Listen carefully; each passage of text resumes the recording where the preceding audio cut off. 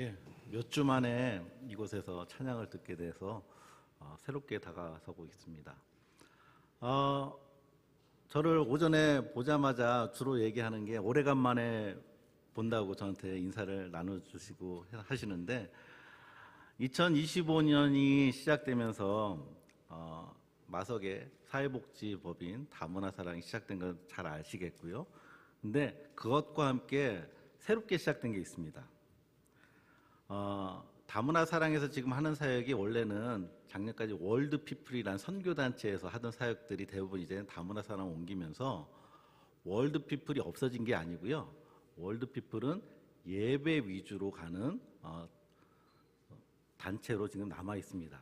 그래서 오전에는 지금 여러분이 지금 이 예배 시간에 거기서도 예배가 진행이 되고 있습니다.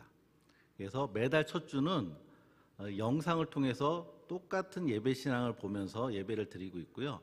첫째 주 이후에 다른 주에는 독립적으로 말씀과 기도로 예배가 진행되고 있습니다.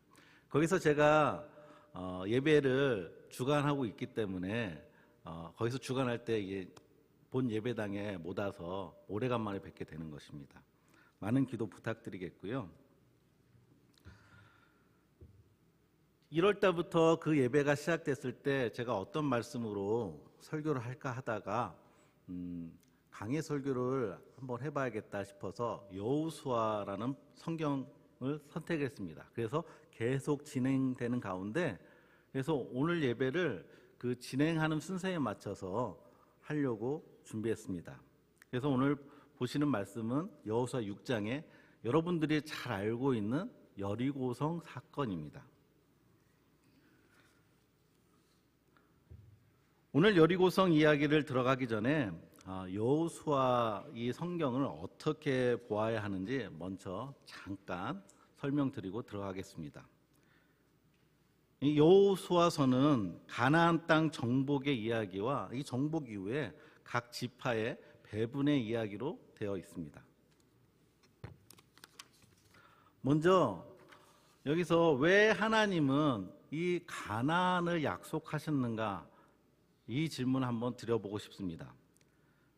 가나안 땅, 성경에서는 젖과 꿀이 흐르는 땅 이렇게 많이 표현됐는데, 그러면 우리가 선입견, 이게 표현이 그러니까 좋은 곳이겠다, 누구든 탐내는 곳이겠다, 그렇게 생각할 수 있습니다. 그런데 지금 이 성경이 씌어진 여호수아 시절에 가나안 땅이 어떤 곳이었나, 지금도 근동 지방에 가신 분들, 여행 갔다 오신 분들 알겠지만 거기가 그렇게 자연적으로 풍족한 곳은 아닙니다. 우리나라도 그렇게 풍족한 곳은 아니거든요. 사계절에서 되게 계절은 좋지만 곡식이 많이 자라는 지역은 아니라고 합니다. 평야도 그렇게 넓지 않기 때문에. 근데 그것보다 더 열악한 곳이 그곳인데 풍족한 곳도 아닙니다. 그런데 그 시절에, 그 시대에 강대국이 위아래로 있기 때문에 중요한 요충지라는 것이죠. 경제적으로나 군사적으로나. 그래서 통로가 되기 때문에 그것을 차지하는 민족이 아니면 도시가 그 이득을 본다는 것이죠. 그래서 거기를 차지하려는 곳입니다. 뭔가 풍족해서도 아니고 자연적으로 좋은 환경도 아니고, 또 방금 말씀드렸던 것처럼 요충지이기 때문에 그것을 차지하는 민족은 어떻게 차지해야 되겠습니까? 군사력이 있어야 됩니다. 그것을 하나님이 약속한 땅이라 해서 이 출애굽한 이스라엘 민족이 그것을 정복하러 가는 것입니다. 가기 전에 40년 동안의 광야 생활을 하고 가지 않았습니까? 왜 하나님께서는 이렇게 어려운 땅을 보내주셨을까? 좋은 땅도 아니고 가서 싸워야 될 곳이고 전쟁이 있어야 되는 곳인데, 혹시 제 나이대 되신 분들은 영화 좋아하시는 분 중에 파 앤드 어웨이라는 영화 보셨습니까? 탐 크루즈의 영화 있습니다. 거기서 한 장면이 뭐냐면은 서부 개척 시대에 땅 하고 나면은 자기가 달려가는 만큼 깃발을 꽂으면 자기 땅이 되는 것입니다. 지금 그런 땅이 아니라는 거죠. 이미 거기에는 가나안 족속이 있습니다. 그것도 강하고 군사력이 강한 가나안 족속이 있는데, 먹을 것이 풍족한 땅도 아니고 군사적, 경제적으로도 싸워야 될 땅인데, 그 땅만 차지만 하면 물질적인 것을 많이 얻을 수 있는 건 당연히 다 알고 있기 때문에 많은 민족들이 주시하는 땅입니다. 이러한 땅을 정복하러 가야 하는데 40년 전에 모세가 보낸 12정탐꾼 중에 10명이 뭐라고 말하는지 아시죠? 그들 앞에서 우리가 메뚜기 같다. 그만큼 강해 보인다는 거였죠. 가나안은 쉽게 얻어지는 땅이 아니었습니다. 쉽게 얻을 다른 지역의 땅도 많았을 터인데 하나님께서는 생명을 걸고 가야 될 땅으로 약속의 땅이라고 보내주신 것입니다. 여호수아에서 벗어난 질문 하나 또 드릴게요. 이 이스라엘 민족이 출애굽 이후에 크게 세 지역에 머물게 되어 있습니다. 먼저 출애굽, 노예 상태로 있는 거, 그 다음에 40년간의 광야 생활, 그 다음에 이제 가나안 전쟁을 앞두고 있습니다. 이 세 개의 상황이 있는데 여러분 같으면은 어느 환경에 있길 원하십니까? 먹을 것이 풍족하지만 노예 상태로 있는 애굽 땅, 먹을 것이 만나뿐이 없지만 하나님의 백성으로서 구름 기둥과 불 기둥을 계속 볼 수 있는, 임재를 볼 수 있는 광야 생활. 이제는 먹을 것도 풍족할 수 있고 하나님의 내 땅이라는 거, 이제 광야 생활이 아니라 나그네가 아니라 땅을 차지할 수 있지만은 전쟁에 임해야 되는 그 상황. 어느 상황에 여러분이 있고 싶으십니까? 저는 이 질문할 때 나는 광야 생활 그랬습니다. 먹을 것은 별로 없어도 하나님 임재를 계속 볼 수 있고 항상 옆에 동행하는 그 삶. 그렇지만 내가 원한다고 해서 그 삶을 유지할 수는 없습니다. 이 출애굽의 이스라엘의 여정처럼 우리의 인생의 여정도 똑같다는 것입니다. 하나님께 붙들림 받은 백성은 이 과정을 건너뛸 수 없다는 것입니다. 노예 상태에서 이제 자유민의 상태, 그 다음에 하나님이 약속한 땅에 들어가 있게. 그러면 그 상황에 맞춰서 우리는 그 경험을 해야 된다는 것입니다. 노예 상태를 경험하고 배고픔의 상태, 먹을 것이 풍족하지 않지만 하나님과 있는 상태, 이제 먹을 것이 풍족하지만 생명을 걸고 싸워야 할 상태, 그 상태를 앞두고 있습니다. 그리고 또 이 정복의 방법이 참으로 이상합니다. 가나안보다 더 강한 군사력이나 경제력이 지금 이스라엘 민족에 있을까요? 단 하나 우위를 보이는 것은 숫자입니다. 많은 성경학자들이, 보수적인 성경학자들이 말할 때 지금 이스라엘 민족이 출애굽할 때 그 애 어른 다 할 것 없이 한 200만으로 잡고 있습니다. 거기서 전쟁에 임할 수 있는 사람이 몇십만 정도 되겠죠. 근데 지금 여리고성은 그 정도의 인구 숫자는 안 됩니다. 근데 숫자로만 모든 것을 정복할 수 있는 시대가 절대 아닙니다. 또 영화 얘기 하나 해드릴까요? 안시성 보셨습니까? 저는 안 봤는데. 근데 안시성을 정복하려고 얼마나 많은 군인들이 와서 적이 왔는지 아십니까? 엄청납니다. 그런데 그 소수가 그걸 막아냅니다. 그렇죠? 공성전이라는 것은 숫자로만 이길 수 있는 게 아닙니다. 지금 200만의 숫자가 있더라도 이 이스라엘 민족은 무기 하나 제대로 없습니다. 특히 공성전에 임할 수 있는 어떤 기구조차도 없습니다. 쉽게 말하면은 40년 동안 그냥 떠돌이 생활하는 거짓대들입니다.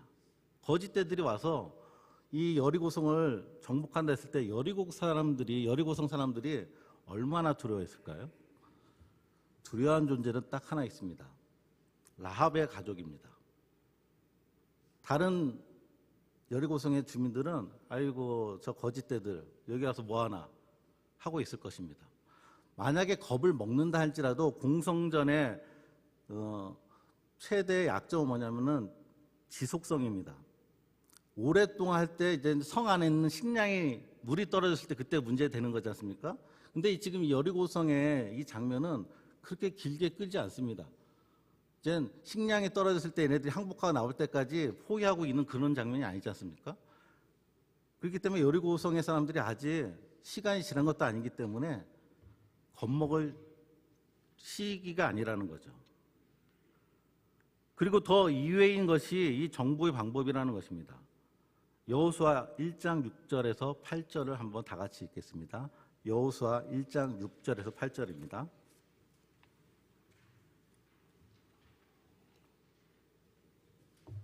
다 같이 읽겠습니다.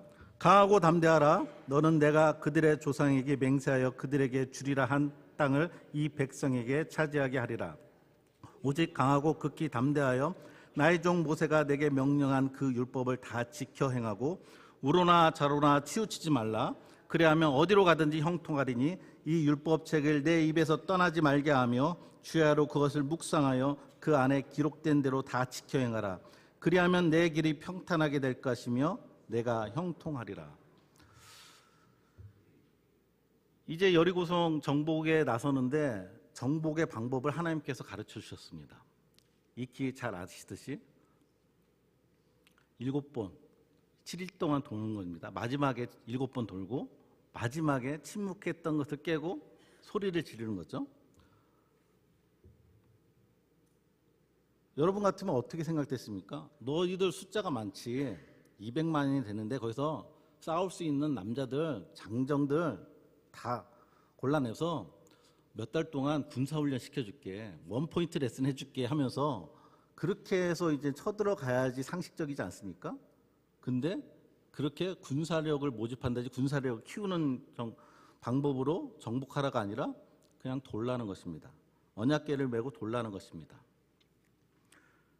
군사훈련을 시켜서 전쟁에 대비하라는 것도 아니고 오로지 하나님의 율법을 지켜서 순종의 방법을 제시합니다. 그리고 더 이상한 내용이 있습니다. 이거 방법도 이상하지만 또 이렇게 방법을 제시하면서 하나님께서 말씀하신 내용이 이상한 게 있습니다. 여호수아 1장 3절입니다.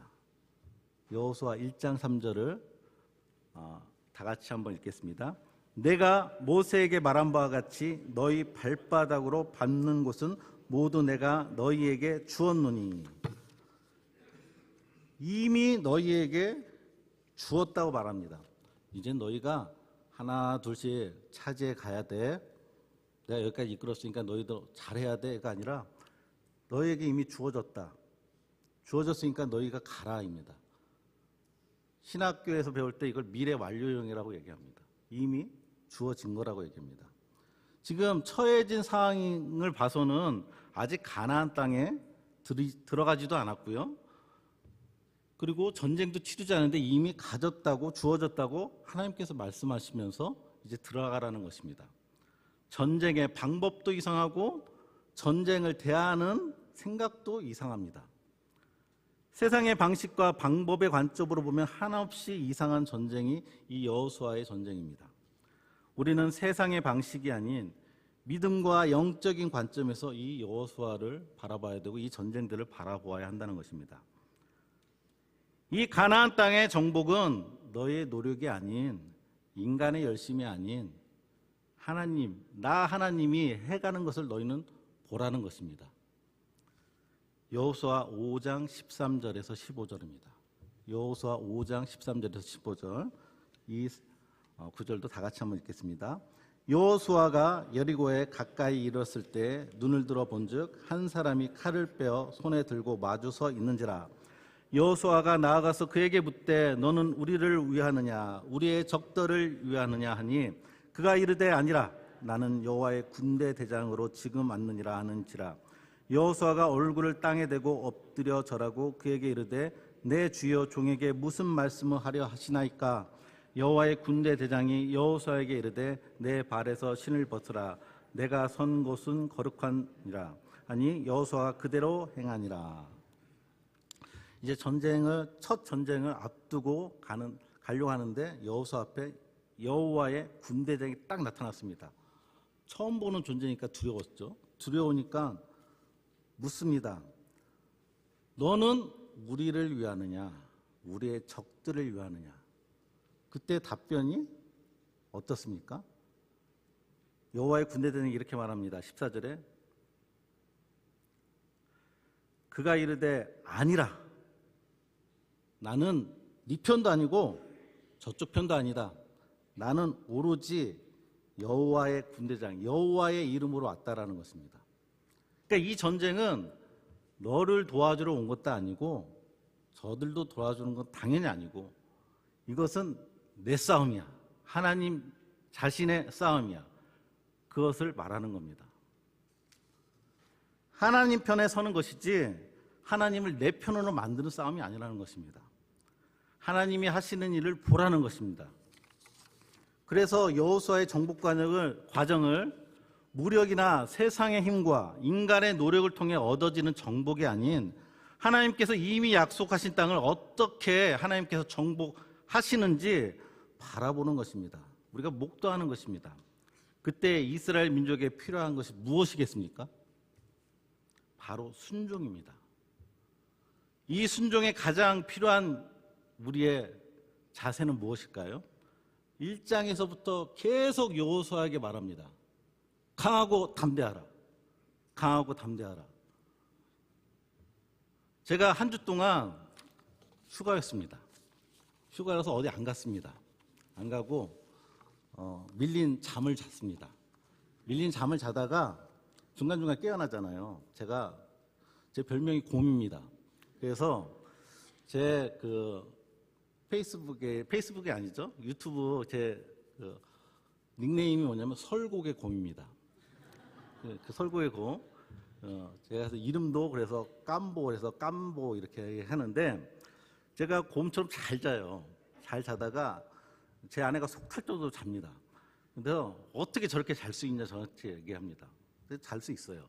자다가 깹니다. 깰 때 제 손 안에 휴대폰이 있죠. 근데 뭐 하다가 어떻게 보게 됐는데 뭐냐면요. 어떤 예전의 예능 프로그램 중에 연예인들이 세계에 되게 공포스럽고 도전하기 힘든 그 놀이기구를 도전하러 가는 겁니다. 그것을 보게 되니까 또 자다 깨어나면 그 알고리즘으로 또 나오고 하잖아요. 계속 보게 되는데 진짜 공포스러운 것들이 있습니다. 제가 이 말씀을 준비하려고 본 건 아닌데 말씀을 준비하다 보니까 그게 떠오르더라고요. 왜냐하면은 롤러코스터 공포스럽죠. 막 벌벌 떱니다. 연예인들이 못하겠다고 나는 이거 못하겠다고 막 그러는데 그때 가장 필요한 게 뭘까요? 포기하지 않고 강하고 담대하게 그냥 그 안전바에 맡기는 거죠. 그러면 끝에 돌아오지 않습니까?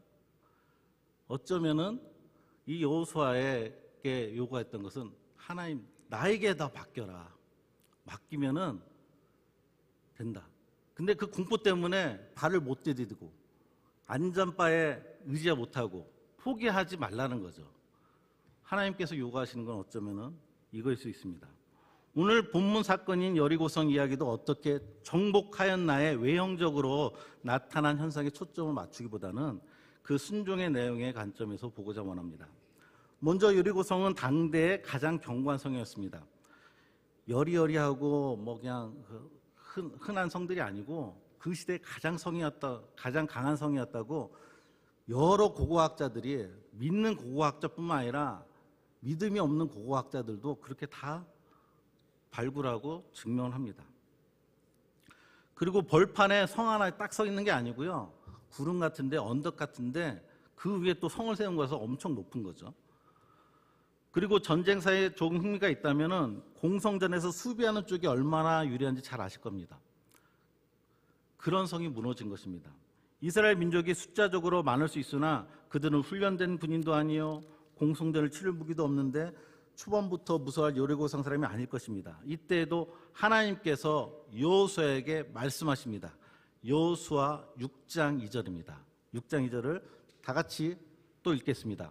여호와께서 여호수아에게 이르시되 보라 내가 여리고와 그 왕과 용사들을 내 손에 넘겨주었으니 넘겨주었답니다. 아까 1장에서 보았듯이 이미 너희에게 주어졌다고 얘기합니다. 이 말을 들을 때 믿음이 없는 사람은 하나님을 모르는 사람은 무슨 헛소리냐 이렇게 할 거죠. 지금 싸우기도 전에 이미 주어졌다는데 땅을 얻기 위해서 순종하라 하셨습니다. 그리고 또 이미 얻어진 땅이라 이야기하십니다. 여호수아에서 하나님께 순종하라는 이야기하는 것은 하나님께서 가나안을 어떻게 되찾아가는가를 목도하는 순종의 이야기인 것입니다. 이스라엘 민족에게는 하나님께서 약속하신 땅을 받음과 그 땅 안에 죄악들을 하나님께서 어떻게 멸하시는지 보라는 것입니다. 그리고 어떻게 여리고성을 공격하라 하십니까? 언약궤를 가지고 여리고성을 7일 동안 돌고 난 뒤에 마지막에 나팔을 불라 하십니다. 이때 기록된 나팔 소리라는 게 한 장에 가장 많이 나온 게 지금 6장입니다. 나팔 소리의 용도가 두 가지로 성경에 기록되어 있습니다. 우리 한글 성경에는 나팔 소리라고 하나로만 번역되어 있는데 원어상에서는 두 가지가 있습니다. 오늘 본문에 나온 나팔 소리는 쇼파르라는 나팔 소리입니다. 이 나팔 소리는요, 제사를 지낼 때 아니면 절기 때 사람들을 모을 때 부르는 나팔 소리입니다. 그리고 하추체라라는 히브리어로 된 나팔 소리가 또 나오는데요, 다른 성경에 이거는 전장 시에 돌격 앞으로 할 때 부르는 나팔 소리입니다. 지금 전쟁 시기인데 여리고성 앞에서 부른 나팔 소리가 뭐라고요? 쇼파르라고? 절기 때, 축제 때 사람을 모으는 소리라는 것입니다. 전쟁에 뛰쳐나가라고 부르는 나팔 소리가 아니라는 것입니다. 이것도 이상하지요? 이 나팔 소리는 공격용이 아닌 자기 백성을 제사나 절기의 축제로 모으는 나팔입니다. 제사나 절기를 치르려면은 보통 어느 시기에 합니까? 평화의 시기에, 안정된 시기에 그걸 합니다. 즉 이 소리는 평화를 부르는 소리입니다. 안 맞죠? 전쟁에 나가야 되는데 복돋아야 되는데 평화를 부르는 나팔 소리를 부르라고 합니다. 전쟁을 곧 앞두고 있는데 평화의 나팔이 불려진 것입니다. 자기 백성들에게 평안하라, 평안이다 하면서 나팔을 부는 것입니다. 여러분은 전쟁과 같은 이 세상에서 평안하십니까? 말씀을 듣고 평안하십니까? 평안하십시오. 지금 우리에게 이 가나안 땅은 어디일까요? 나와 교회 밖에 있는 어떤 나와 대적되는 세상일까요? 아닙니다. 지금 우리의 가나안 땅은 이미 구원받은 우리입니다. 나 자신입니다. 우리 안에 있는 가나안의 죄악들과 같은 죄들을 하나님께서 예수님의 피로 없애시겠다고 약속을 믿고 나아가야 하는 것을 구약의 역사서이자 이 여호수아를 예언서라고 분류합니다. 예언서를 통해서 지금 말씀하고 계시는 것입니다. 이스라엘 백성에게 이 가나안 땅은 태초부터 소유하신 나 하나님의 땅이기에 너에게 준다 약속하신 것처럼 우리도 이미 하나님께 속한 자들입니다. 이스라엘 백성이 가나안 정복을 언약궤를 앞세워서 정복하였습니다. 우리도 언약궤의 본체이신 예수님께서 우리를 하나님께서 받으실 수 있는 자로 우리 안에 죄악들을 정복하기 위해서 예수님께서 일하십니다. 그렇게 하나님의 백성으로 만들어 가신다는 것입니다. 그 예수님이 우리 안에서 일하시는 것을 겁내지 마십시오. 여호수아에게 말씀하신 것처럼 강하고 담대하게 예수님께서 우리 안에서 하시고자 하는 일을 맡기십시오. 피하지 마십시오. 외면하지 마십시오. 고통스럽긴 합니다. 아프기도 합니다. 두렵기도 합니다. 근데 예수님이 하십니다. 제가 이 말씀을 준비하면서 예전에 제가 거의 초창기 여기 와서 설교할 때 제 이름의 뜻을 얘기한 적이 있을 것 같습니다. 기억이 안 나시겠지만 윤보, 다스릴 윤자, 갓보자. 원래 뜻은 부모님이 지었을 때는 부모님이 예수 믿는 분도 아니었고 지은 게 갓보자가 갓쓰고 다스리라, 뭐 좋은 직장이나 뭐 출세해라 이런 뜻을 했겠죠. 근데 예수를 믿고 나서 제가 고등학교 때 성경에 많은 인물들이 성경적인 의미로 해석이 되는데 내 이름은 예수 믿는 분이 아니신 우리 부모님이 지었지만 성경적인 의미하고 매칭이 좀 안 될까? 왜냐하면 그때는 막 은혜라든지 요한이라든지 막 모세라든지 교회 다니는 친구 중에 그런 이름 가진 사람이 왠지 뭐 부러워 보였나 봐요. 그래서 큰 옥편을 찾아가지고요 막 뒤져봤어요. 다스릴 윤자, 그래 다스릴 윤자 좋고 갑보자에서 보면은 한 7번째인가 내 뜻이 하나가 나오는 게 있습니다. 쭉 가면은 그것이 뭐냐면요, 나를 찬다고 합니다. 보자가 7번째 한참 내려가요. 거의 쓰이지 않는 건데 그런 뜻이 있대요. 이거 괜찮겠는데 해서 나를 다스린다. 나를 다스린다. 그러다가 그때쯤 읽은 성경이, 우연찮게 읽은 성경이 잠언이었거든요. 잠언에 이런 말씀이 있습니다. 잠언 16장 32절입니다. 16장 32절.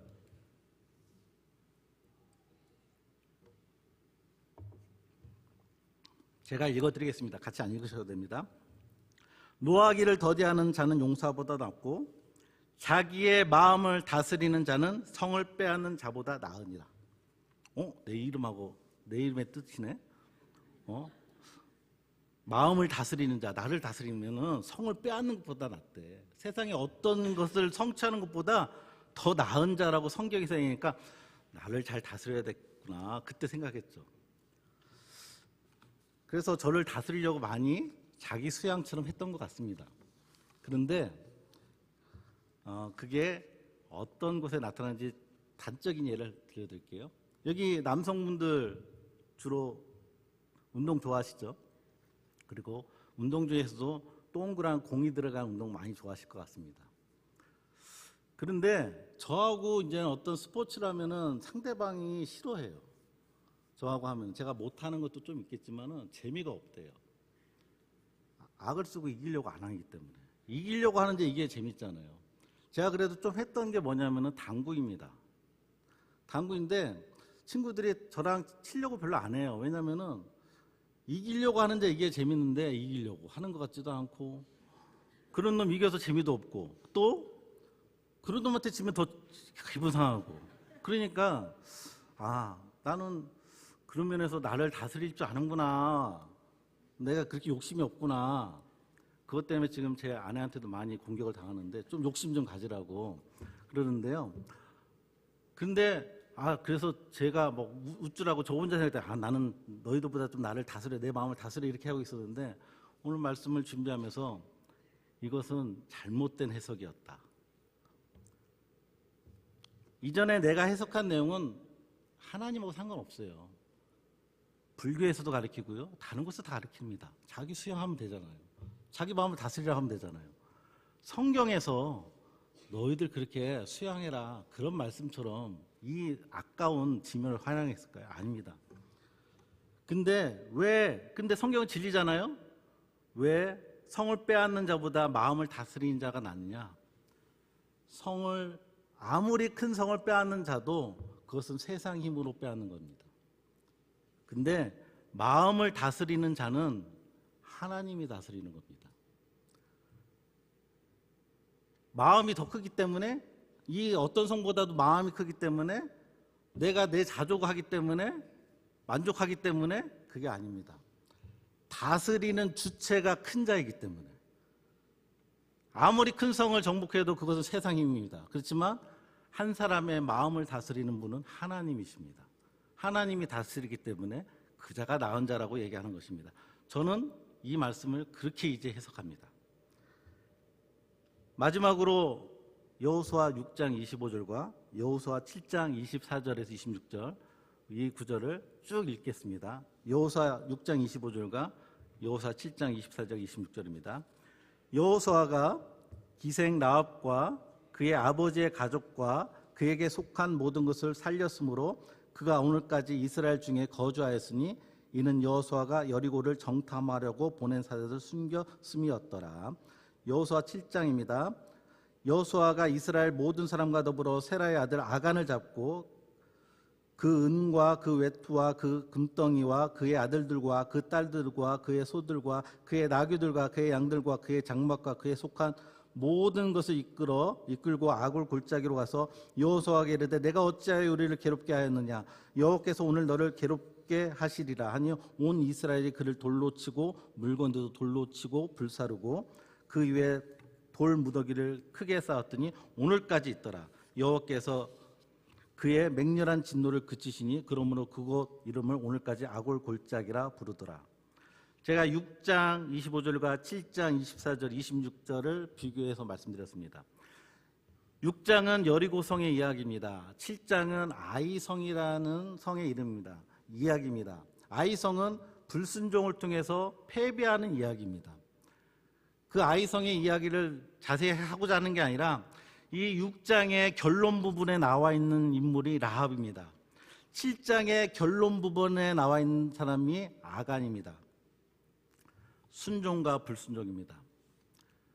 여리고성에 순종한 사람 라합, 아이성에서 불순종한 사람 아간. 근데 라합은 이방 여인이고 기생이면서 여리고성 시민이었고, 근데 아간은 이스라엘 민족 중에 유다족 속에 있는 아주 중요한 인물입니다. 근데 그들이 불순종으로 가족까지 멸하였습니다. 순종과 불순종. 지금 여리고성이 무너졌는데 갑자기 라합이 결론적으로 라합이 오지 않습니까? 너희 이스라엘 민족 침묵하고 7일 동안 잘 돌았다. 여호수아야 너 잘 지도했다. 그런 거 안 하고 라합을 얘기합니다. 라합의 순종. 이스라엘의 순종보다도 라합의 순종이 더 컸다는 것입니다. 여리고성이 무너진 것에 초점을 맞추는 것이 아니라 여리고성 안에서 라합의 구원을 봐야 되는 것입니다. 라합이 어떤 인물이 됩니까? 예수님의 계보에 들어가는 인물입니다. 근데 이스라엘 민족에 있었던 아간은 아이성을 통해서 불순종을 통해서 멸하게 됩니다. 순종한 라합의 구원, 그리고 불순종한 아간의 가족들이 다 멸문제가 된 것입니다. 여호수아의 뒤에 또 정복의 이야기가 납니다. 많은 성들의 정복의 이야기입니다. 근데 그것은 그냥 슥슥 지나갑니다. 여리고성처럼 아이성처럼 그렇게 자세히 표현이 안 돼 있습니다. 이야기도 길지 않습니다. 분량도 많지 않습니다. 왜 그럴까요? 그 성이 별 볼일 없어서 아닙니다. 아이성이 가장 작고요, 여리고성이 가장 크면은 그 중간에 있는 성들인데 그 성들을 후후 지나가는 이유는 이미 이렇게 하나님의 순종의 이야기를 두 성을 통해서 경험한 이스라엘 민족이 그 다음부터 순종했기 때문에 별 거론하지 않는다는 거죠. 두려운 세상에서 강하고 담대하려면 우리는 또 어떻게 해야 될까요? 여호수아가 어떻게 강하고 담대했습니까? 하나님이 말씀하시니까, 하나님 말씀을 들었으니까. 지금은 어떻게 우리가 하나님의 말씀을 듣고 강하고 담대해야 될까요? 말씀을 들어야 되지 않겠습니까? 말씀을 봐야 되지 않습니까? 그래야지 강하고 담대하게 세상에 나갈 수 있다는 것입니다. 그 순종을 우리한테 요구하십니다. 세상 밖에 나가서 어떤 것을 이겨내고 내가 어떻게 됐다는 것을 나타내기 전에 그것은 하나님이 해주시는 거고 하나님이 형통케 해주시는 거고, 그 전에 너는 네 안에 내가 너를 위해서 너 안에 무너뜨리고자 하는 것들은 너는 바라보고 있느냐. 우리는 외부의 적들만 찾고 있습니다. 그러면서 내부의 적은 우리가 무시하고 간과할 때가 너무 많습니다. 그리고 오늘 설교의 제목처럼 나팔소리. 강하고 담대하라. 그럴 때 하나님의 나팔소리, 평안을 부르는 나팔소리, 그 나팔소리가 여러분들 안에 항상 울릴 것입니다. 하나님께서 그렇게 하신다고 했습니다. 이 정복은 중간에 멈추는 정복도 아니고 실패하는 정복도 아닙니다. 이미 주어지고 이루어진 것을 우리한테 준다고 약속하셨기 때문에 여러분들 인생 가운데, 삶 가운데 어려운 일이 있을 것 같습니다. 아까 롤러코스터 얘기처럼 진짜 죽을 것 같은 공포압에 있을 수도 있습니다. 그렇지만 하나님의 나팔소리와 그 평안의 말씀을 가지고 한 발짝 내딛으시길 바라겠습니다. 기도하시겠습니다.